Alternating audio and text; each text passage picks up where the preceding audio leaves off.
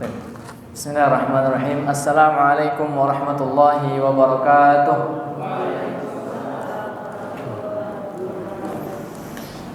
Innal hamdalillah nahmaduhu wa nasta'inuhu wa nastaghfiruh wa na'udzu billahi min shururi anfusina wa min sayyiati a'malina. Man yahdihillahu fala mudilla lahu wa man yudlil fala hadiya lahu. Asyhadu an la ilaha illallah wahdahu la syarika lahu wa asyhadu anna Muhammadan 'abduhu wa rasuluhu la nabiyya ba'dahu. Allahumma shalli ala sayyidina Muhammad wa ala ali sayyidina Muhammad kama shallaita ala Ibrahim wa ala ali Ibrahim innaka Hamidum Majid. Amma ba'du, hadirin Bapak dan Ibu guru yang saya hormati. Ini sebelum dimulai insyaallah, ini saya tidak tahu saya diminta untuk maju nih atas dasar apa ya. Kalau atas dasar ilmu, di sini ada Ustaz Hamdani, masya Allah, yang lebih paham daripada saya. Kalau atas dasar usia, tentu saya lebih muda kayaknya dibanding Bapak Ibu sekalian ya. Di ngaku paling muda, paling kecil. Kalau atas dasar apa lagi? Perwakilan SMA, ada Ustaz Irhas, masya Allah. Jadi ini kayaknya karena saya di ospek. Saya lagi di ospek sama Bapak Ibu guru yang lain supaya berani tampil di depan yang lain. Jadi mohon izin Bapak Ibu sekalian, tidak ada maksud untuk menggurui, tidak ada maksud untuk lainnya, hanya berbagi saja. Mudah-mudahan apa yang saya sampaikan nanti dapat bermanfaat, khususnya untuk diri saya pribadi dan umumnya untuk kita semua. Amin ya rabbal alamin. Pertama dan yang paling utama, puja dan puji syukur marilah kita panjatkan kehadirat Allah Subhanahu wa taala atas limpahan rahmat yang Allah berikan kepada kita Bapak Ibu sekalian. Ada banyak sekali nikmat yang Allah berikan kepada kita, dan Allah telah menjamin kita nggak akan bisa untuk menghitung nikmat tersebut. Ya, jangankan nikmat dari kita kecil sampai kita hari ini gitu ya. Nikmat kita bangun tidur ya, sampai detik ini, atau nikmat 1 jam ke belakang saja gitu ya. Kalau kita disuruh menyebutkan semua nikmatnya, maka kita tidak akan mampu. Karena barangkali yang bisa kita ucapkan, yang bisa kita paparkan hanya nikmat-nikmat yang kasat mata saja. Kita belum menghitung nikmat yang ada dalam tubuh kita gitu ya, di peredaran darah kita, di sistem pencernaan kita kalau kata Pak Irhas gitu ya. Jadi ada banyak sekali hal yang mesti kita syukuri. Dan bersyukur ini Bapak Ibu sekalian adalah satu dari 2 hal yang menakjubkan dari seorang mukmin. Nabi SAW mengatakan sungguh menakjubkan seorang mukmin gitu ya, bahwa semua urusan itu baik baginya. Ya, apabila ada urusan-urusan yang disukai oleh seorang mukmin tersebut, maka dia bersyukur. Tapi apabila ada urusan-urusan yang tidak disukai oleh seorang mukmin, maka dia bersabar. Jadi syukur dan sabar ini 2 hal yang menurut Rasulullah SAW sangat menakjubkan dari orang-orang yang beriman. Ya, sehingga kita bersyukur kepada Allah. Ya, kita menjalankan firman Allah Subhanahu Wa Taala, "Fadzkuruni adzkurkum washkuruli wala takfurun." Kita diminta ingat kepada Allah Subhanahu Wa Taala, maka Allah akan ingat kepada kita. Dan kita diminta bersyukur kepada Allah, washkuruli wala takfurun, dan jangan kita kufur kepada Allah. Mudah-mudahan Ramadan yang sudah berjalan lebih dari setengahnya Bapak Ibu sekalian, ini ibarat pertandingan, ini sesi semifinal. Bentar lagi kita memasuki final di 10 hari terakhir. Maka mudah-mudahan kita bisa memaksimalkan waktu-waktu yang Allah berikan sebagai wujud syukur kita kepada Allah. Lalu yang kedua, salawat dan salam marilah kita sampaikan kepada Nabi Muhammad sallallahu alaihi wasallam, sosok terbaik yang menjadi teladan kita semua, pada keluarga, sahabat dan seluruh pengikutnya hingga akhir zaman. Dan kita mohon kepada Allah agar kita dikuatkan dalam menjalankan sunnah-sunnah Nabi Muhammad SAW hingga akhir hayat kita. Dan di akhirat kelak semoga kita bisa berada di bawah naungan panji-panji Nabi Muhammad SAW dan masuk surga bersama Nabi Muhammad SAW. Amin ya rabbal alamin. Udah kali ya Bu, segini aja Bu ya. Buka Anda. Ini saya grogi nih, masya Allah. Mudah-mudahan ya ini belajar, sarana belajar ya, supaya berani berbicara di depan umum. Tadi tema yang disampaikan, yang diminta adalah tentang bagaimana kita menjaga tajwid pada bacaan Al-Quran. Insya Allah kalau tentang itu saya percaya Bapak Ibu sekalian ini sudah masya Allah gitu ya. Tapi mari sama-sama kita kembali mengingat salah satu atau salah dua nikmat terbesar yang Allah berikan kepada kita. Dalam surah Yunus ayat ke-58, Allah Subhanahu wa taala berfirman, "Qul bi fadlillahi wa bi rahmatihi fabidzalika falyafrahu huwa khairum mimma yajma'un." Katakanlah, bi fadlillahi, dengan pemberian dari Allah, dengan anugerah dari Allah, wa bi rahmatihi, dan dengan rahmat dari Allah. Fabidzalika falyafrahu, hendaklah karena dua hal tersebut kalian bergembira. Para ulama menafsirkan bifadlillahi, pemberian dari Allah ini maksudnya agama Islam. Dan wa bi rahmatihi, dan rahmat Allah kata para ulama adalah Al-Qur'an. Jadi dua nikmat yang besar yang Allah berikan kepada kita adalah agama Islam dan Al-Qur'an. Yang dengan dua nikmat tersebut fabidzalika falyafrahu, hendaklah kita semua bergembira. Ya, mudah-mudahan kita bergembira atas nikmat Islam yang Allah berikan. Islam agama yang rahmat untuk alam semesta gitu ya. Islam agama yang mudah, yang segala sesuatu yang kita lakukan ketika kita niat untuk ibadah maka akan bernilai ibadah. Hatta sekalipun hal-hal yang terkecil, hal-hal yang merupakan rutinitas keseharian kita. Kalau kita masuk kamar mandi dengan niat meneladani Nabi Muhammad SAW, masuk dengan kaki kiri, keluar dengan kaki kanan, dengan doa-doa yang kita baca. Lalu kalau kita apalagi aktivitas keseharian kita, pakai sendal, makan, minum, semuanya kita lihat bagaimana Nabi Muhammad SAW, maka itu semua akan bernilai ibadah. Karena Islam itu mengatur dari urusan-urusan yang besar, urusan-urusan yang fundamental, sampai urusan-urusan yang kecil. Ya, sampai tadi urusan kamar mandi.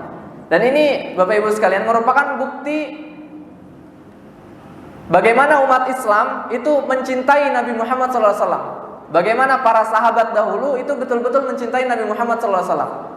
Karena sampai hal terkecilnya, cara tidurnya Nabi, cara buang hajatnya Nabi, itu kita tahu.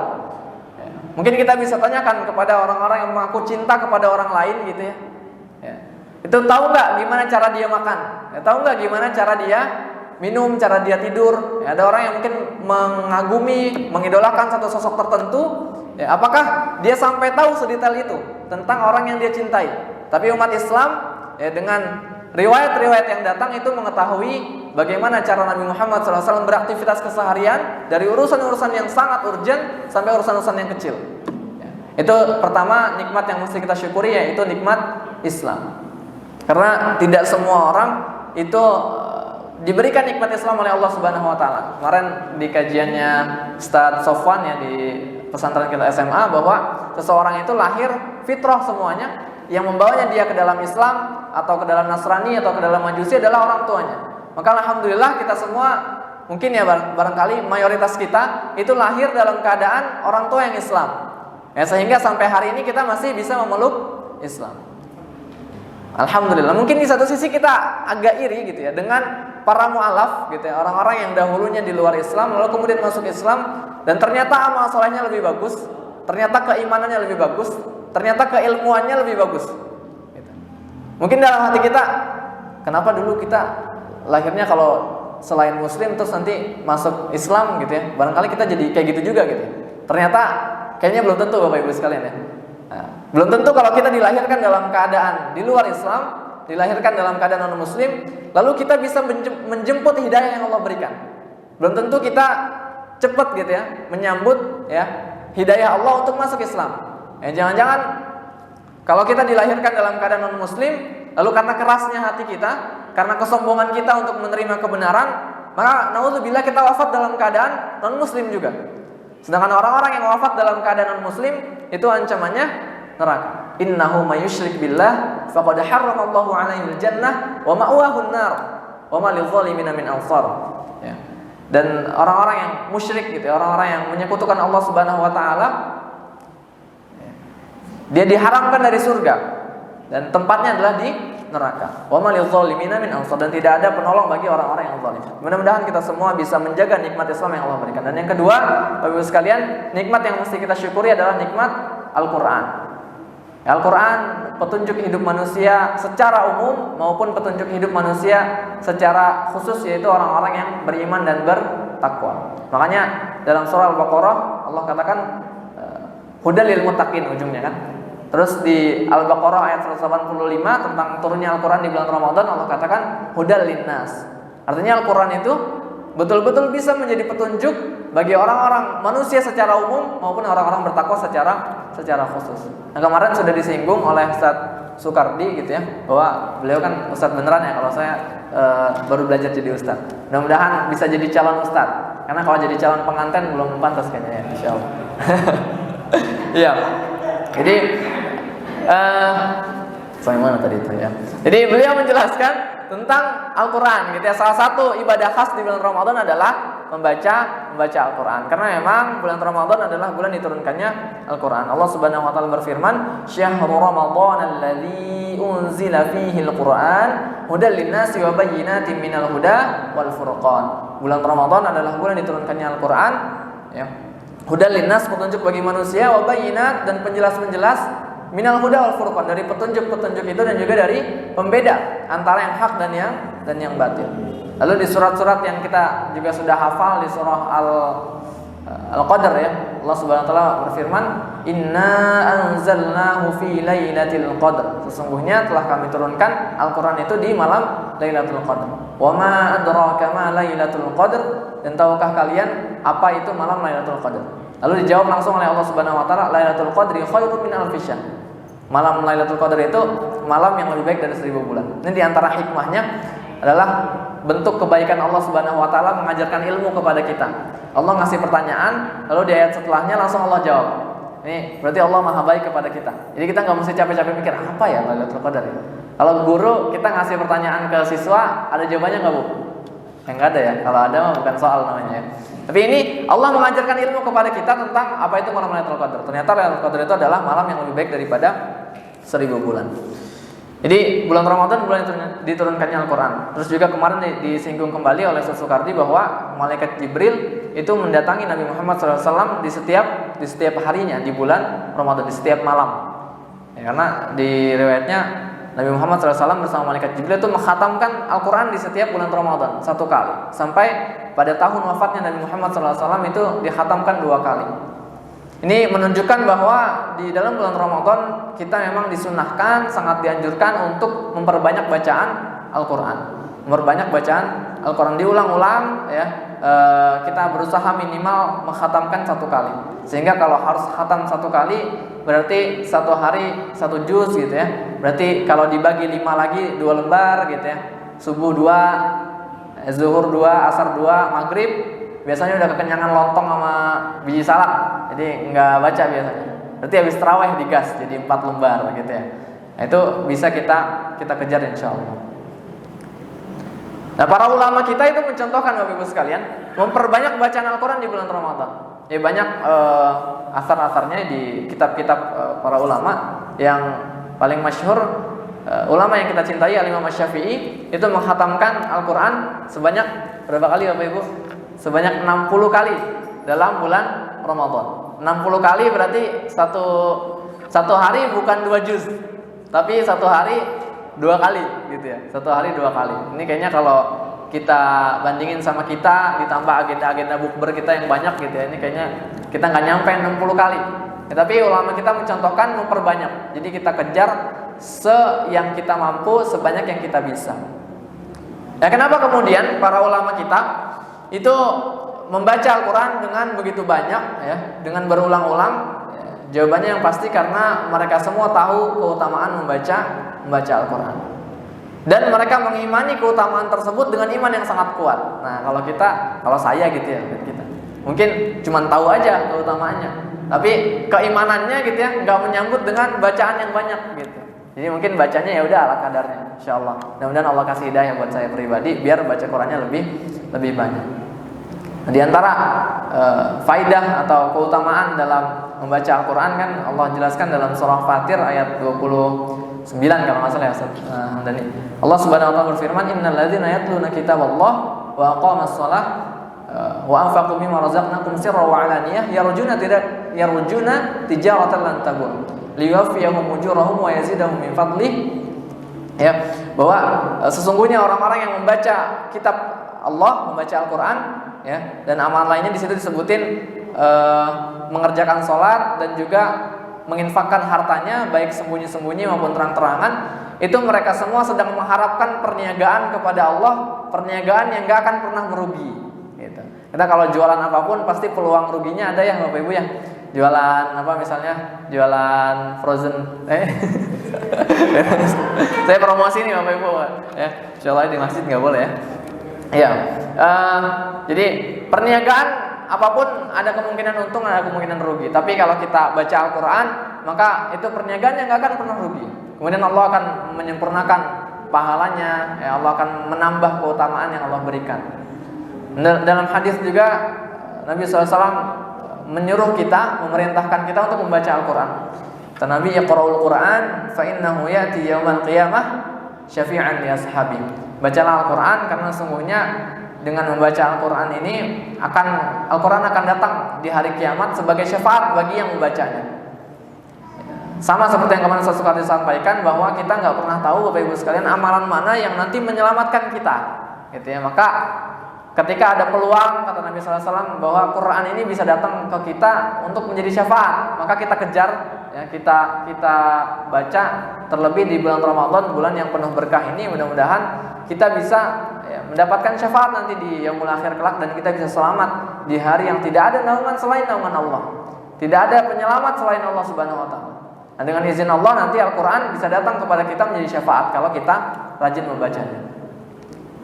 Ya, dan dalam hadis-hadis yang lain, insya Allah, ya, ayat-ayat yang lain, sangat banyak sekali keutamaan dalam membaca Al-Quran. Nah, terus gimana kalau kita membaca Al-Quran tapi nggak tahu artinya? Kayak saya ini baca doang gitu ya, tapi nggak tahu artinya. Gimana kira-kira? Nah, ternyata ini ada kisah yang mungkin kita semua udah pernah dengar ya Bapak Ibu ya, tentang seorang cucu yang bertanya ke kakeknya. Kalau lagunya kan ada anak bertanya pada bapaknya gitu ya. Kalau ini ada cucu bertanya pada kakeknya. Jadi dia bertanya, "Wahai kakek, untuk apa sih sebetulnya kita ini baca Al-Quran tapi kita nggak tahu artinya? Baca Quran banyak-banyak nggak tahu artinya. Ada gunanya nggak sih gitu kan? Ada gunanya nggak sih?" Ternyata kalau kita jadi kakeknya jawabnya apa Bapak Ibu? Lau gitu ya. Kalau kakeknya ini nggak langsung menjawab, tapi menyuruh praktek. Karena biasanya praktek itu lebih mudah dicerna, lebih mudah diingat, dan lebih mudah masuk ke dalam ingatan. Jadi mungkin pelajaran-pelajaran yang bisa praktek, kayaknya praktek bakal lebih teringat ya Pak Iras ya. Biologi banyak praktek, tapi bab-bab tertentu ya Pak Iras ya. Insya Allah. Disuruh ngapain? Ternyata cucunya ini disuruh ngambil keranjang. Keranjang bolong-bolong nggak? Kalau sekarang goodie bag mah nggak bolong-bolong ya. Keranjang ke pasar tuh lah, yang bolong-bolong. Kan bahasa ini keranjang batu bara yang masih kotor. Kan kalau sekarang kan keranjang batu bara kayaknya nggak ada ya. Di kita nggak ada. Terus ngambil keranjang, terus kata kakeknya, "Coba dengan keranjang ini kamu ambil air di sungai." Ambil air di sungai. Terus bawa airnya kemari, kata kakeknya. Ada jarak lah berapa meter gitu ya.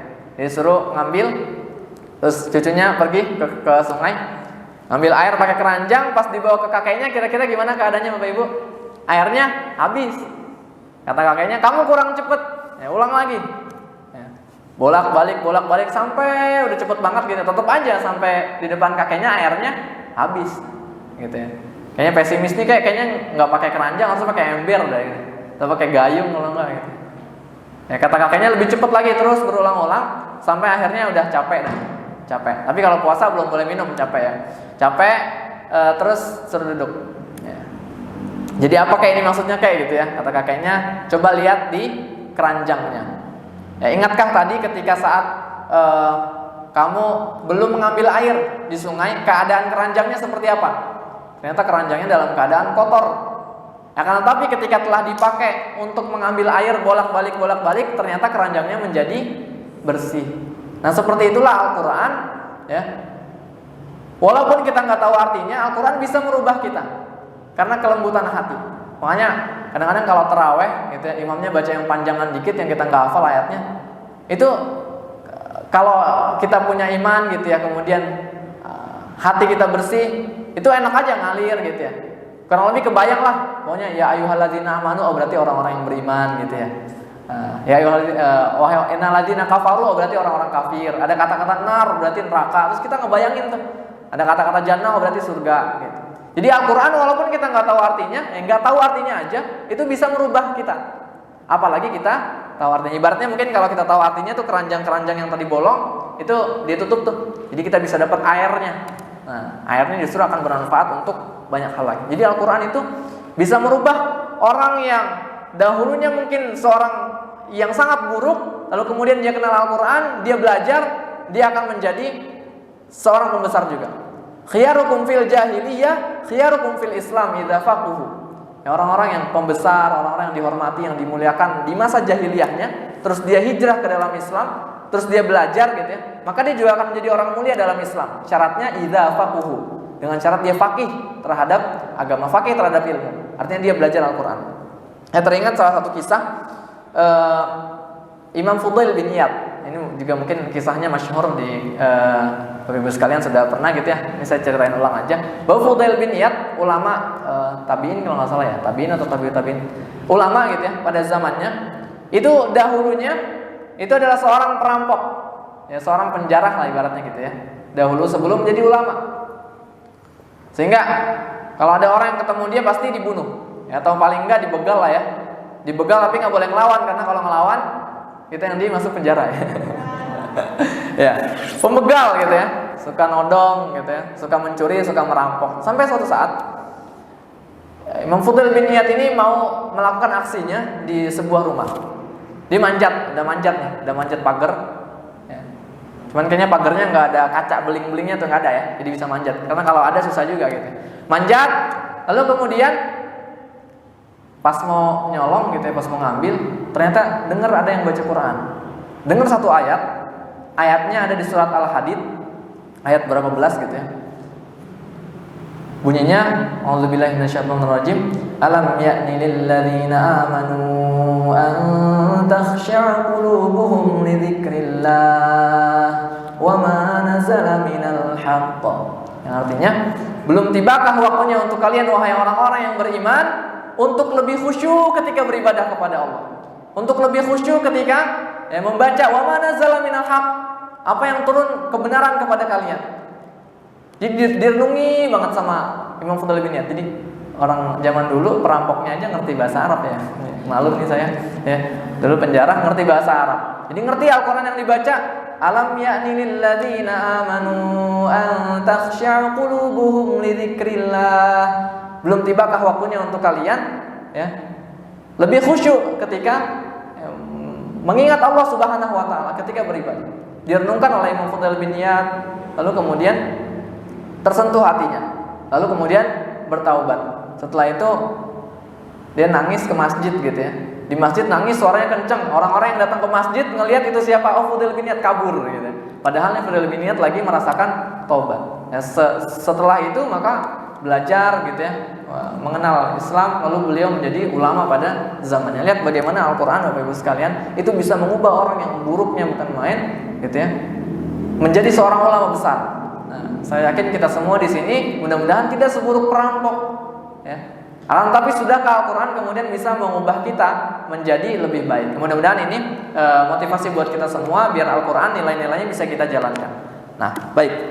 Ini belum masuk ke, saya mau ngikutin Sasukati, ceritanya mukadimahnya panjang gitu. Ntar materinya cuma dikit gitu.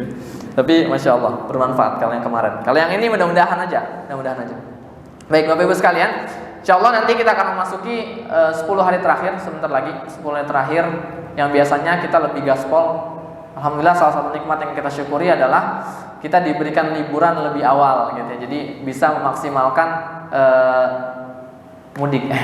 Bisa memaksimalkan 10 hari terakhir dalam beribadah kepada Allah, dalam membaca Al-Quran. Yang kesempatan ini sepertinya jarang didapatkan teman-teman kita yang bekerja di tempat lain. Mudah-mudahan kita bisa manfaatkan. Nah, otomatis bacaan Quran kita selain jadi lebih sering, mungkin juga akan lebih cepat ya. Nah, mungkin nanti kita lihat saja sedikit saja saya sharing hal-hal yang mungkin kita perhatikan agar secepat apapun bacaan kita tetap setidaknya memenuhi kriteria minimal bacaan Al-Quran kita. Gitu. Nah, kalau judulnya adalah menjaga tajwid, ya tajwid itu kita semua tahu berasal dari kata jawada yujawidu tajwidan, yang sama maknanya dengan hasana yuhasinu tahsinan, yaitu membaguskan, memperbaiki, mengindahkan. Apa yang diindahkan bacaan Al-Qur'annya? Artinya dihias. Kalau secara istilah katanya definisi tajwid adalah ikhraju kulli harfin min makhrajihi ma'i'ta'ihi haqqahu wa mustahaqqahu. Kita mengeluarkan setiap huruf itu min makhrajihi dari makhrajnya, ma'i'ta'ihi dan dengan memberikan kepada huruf-huruf tersebut haqqahu wa mustahaqqahu, hak dan mustahaknya. Ya, dijelaskan bahwa maknanya haknya itu adalah sifatnya. Jadi sama seperti kita manusia, huruf di dalam huruf hijaiyah itu juga dia punya tempat lahir gitu ya. Kalau kita kan punya tempat lahir, terus punya karakter, punya sifat. Nah sama huruf-huruf hijaiyah juga gitu. Dia punya tempat keluar, makhraj, tempat lahir, terus punya karakter. Istilahnya sifat-sifat huruf. Nah, kalau haqqahu berarti sifat-sifat huruf yang dia emang udah melekat di huruf tersebut dalam setiap keadaan. Tapi kalau mustahaqqahu itu maksudnya sifat-sifat huruf yang bisa berubah, kadang ada, kadang enggak. Maksudnya ya hukum tajwid itu sendiri gitu. Jadi kalau nun ketemu nun sukun kan dia beda-beda kan ya. Kadang-kadang ketemu hamzah jadi jelas. Kadang-kadang ketemu qaf jadi enggak jelas gitu ya. Ketemunya qaf enggak jelasnya tebel gitu ya. Ketemu dot lebih tebel lagi kayak gitu. Itu sifat dan karakter yang kadang ada, kadang enggak ada. Itu namanya mustahaqqahu. Nah, kita menjaga. Nah, dalam bacaan Al-Quran juga Bapak Ibu sekalian, kita diperbolehkan untuk mempercepat bacaan Al-Quran khususnya di bulan Ramadan. Mungkin kalau ada riwayat yang kita nggak boleh baca Al-Quran lebih cepat dari 3 hari khatam gitu ya. Ternyata kalau di bulan Ramadan untuk mengambil keutamaan Al-Quran juga itu masih dibolehkan. Buktinya apa? Buktinya tadi para ulama ada yang sampai khatamnya sehari 2 kali ya kan? Sehari 2 kali karena mau mengambil keutamaan di bulan Ramadan. Jadi dalam bacaan Al-Quran juga diklasifikasi tuh Bapak Ibu sekalian bahwa ada tempo-temponya ya. Kalau misalnya kita mau baca dengan pelan, tahqiq namanya gitu ya. Terus kalau bacaan dengan sedang, tadwir. Kalau bacaan cepat berarti hadr. Nah berarti ini kebanyakan mungkin yang kita amalkan hadr gitu ya, yang bacaan cepat. Mungkin kalau imamnya seperti Imam Sudais, nah itu sudah masuk kategori hadr. Kalau tahqiq biasanya pada saat pembelajaran. Kalau tadwir biasanya pada saat sholat gitu ya. Para imamnya membacanya tadwir. Karena kalau sholatnya pakai tahqiq bubar kayaknya ya. Apalagi bacanya panjang. Jadi bacaan temponya yang lama. Jadi itu pembagian temponya. Nah, kita mesti memenuhi kriteria-kriteria minimal dalam membaca Al-Quran tersebut. Ini sedikit bagaimana kita mesti bertajwid dalam membaca Al-Quran. Perkataan Al-Imam Ibnu Jazari dalam matan Muqaddimah Jazariyah, wal akhdhu bitajwidi haqqul lazimu man lam yujawwidil Qur'ana athimu li'annahu bihillahu anzala wa hakadha minhu ilaina wasala. Bahwa mengamalkan tajwid itu hukumnya wajib.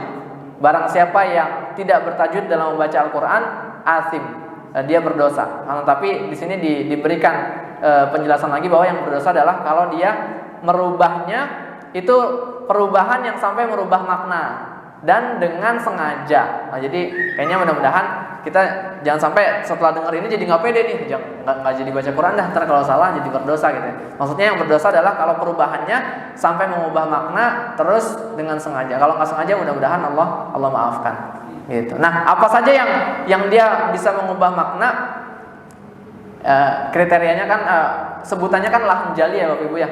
Lahan yang utama, lahan yang jelas, lahan yang tampak gitu ya. Yang orang awam pun, maksudnya orang awam, orang Arab gitu ya, itu tahu karena memang lahan jali itu berkaitan dengan bahasa.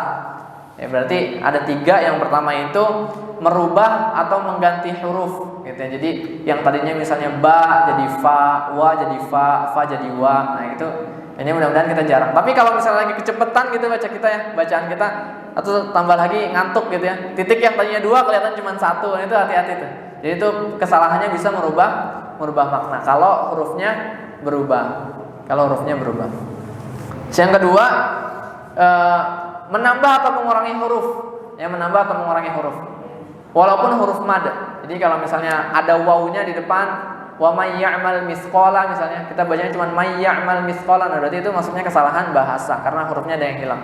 Walaupun cuma mad misalnya di Al-Fatihah iyyaka na'budu wa iyyaka nasta'in, iyyaka na'budu, kalau kita bacanya iyyaka na'budu wa iya, nah itu kan berarti nambah waw sukun kan, itu nambah huruf, berarti itu termasuk kesalahan jali yang bahkan kalau terjadi dalam sholat itu bisa sholatnya nggak sah karena itu rukun sholat, dan kalau rukun sholatnya nggak terpenuhi berarti ya itu tadi bisa mempengaruhi keabsahan dalam sholat kita. Dan paling tidak matnya kita jaga yang 2 harokat, jangan sampai berkurang jadi 1 harokat, atau yang 1 harokat bertambah jadi 2 harokat.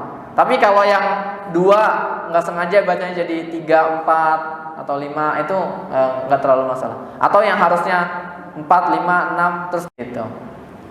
Yang terakhir kriterianya adalah mengganti harokat, karena kan memang harokat itu terkait dengan bahasa ya Bapak Ibu ya. Jadi beda antara an'amta dengan an'amtu dengan an'amti, itu kan artinya beda ya.